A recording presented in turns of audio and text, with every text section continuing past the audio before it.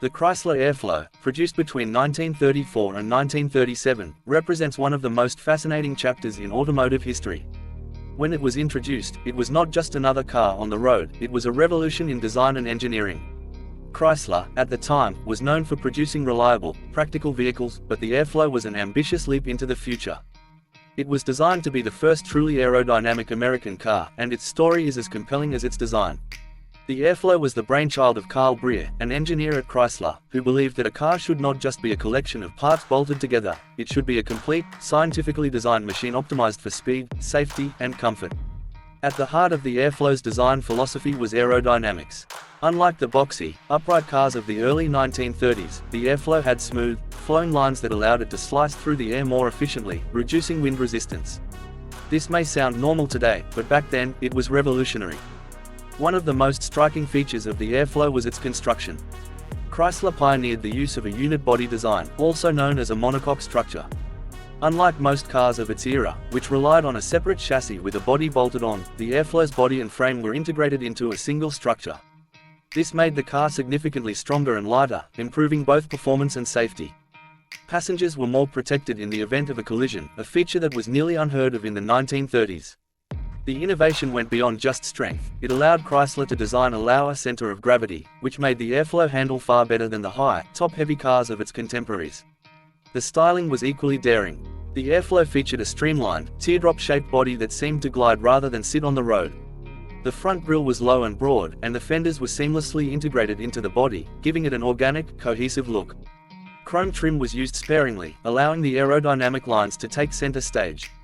Even the headlights, which were traditionally mounted on top of the fenders, were now fully integrated into the bodywork, creating a smooth, uninterrupted surface.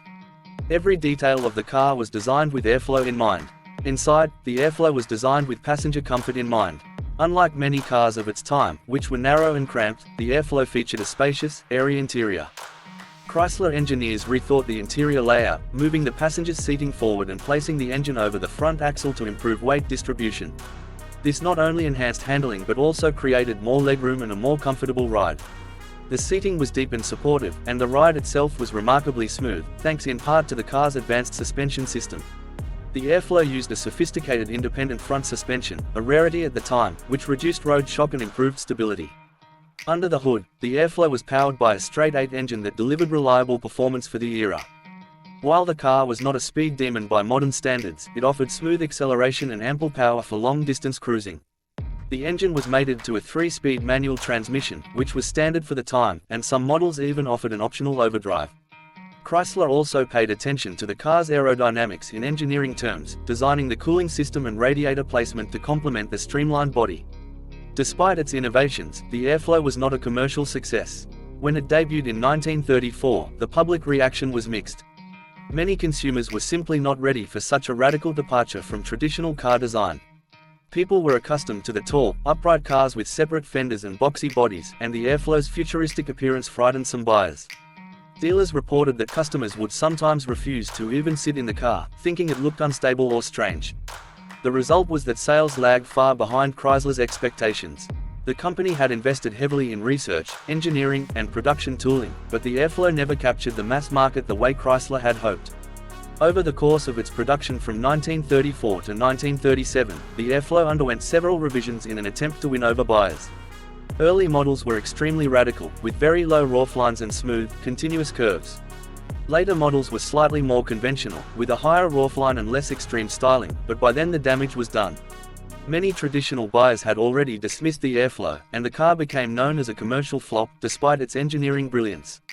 Interestingly, while the public initially rejected the Airflow, automotive historians and designers recognize it as a groundbreaking vehicle that influenced the future of car design.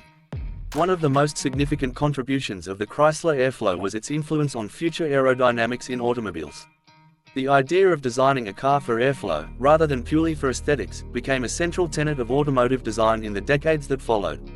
Designers began to study wind tunnels, experiment with smooth body lines, and integrate fenders and headlights into the body.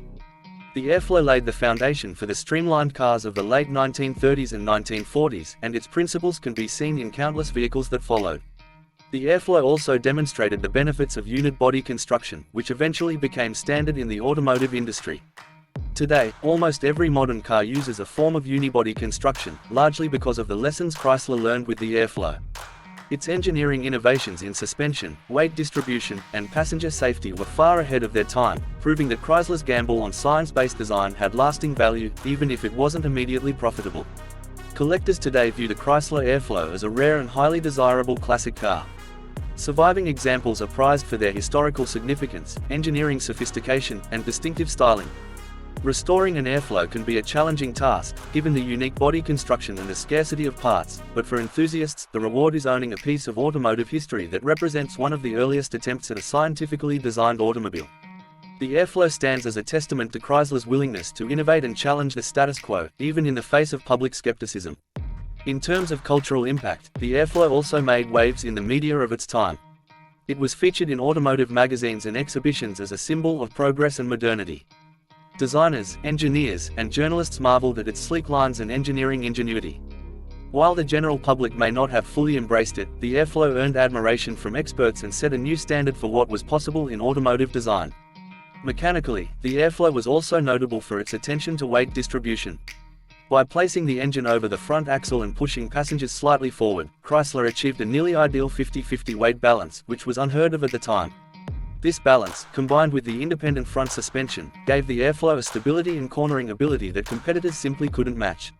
Drivers of the Airflow experienced a smoother, more controlled ride that made long journeys more comfortable and safer. In addition, Chrysler experimented with various body styles for the Airflow, including sedans, coupes, and convertibles. This allowed buyers some choice in how radical or practical they wanted their car to be.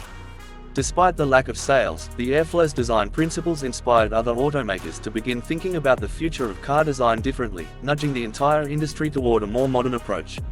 Looking back, the Chrysler Airflow is an example of innovation ahead of its time. It combined advanced engineering, aerodynamic styling, and passenger-focused design in a way that no other American car had attempted. While it may have failed commercially, its legacy is undeniable. The Airflow showed that the automobile could evolve beyond simple transportation into a machine designed with science, comfort, and efficiency in mind. For car enthusiasts, historians, and collectors, the Airflow remains a fascinating glimpse into a bold experiment that helped shape the future of motoring.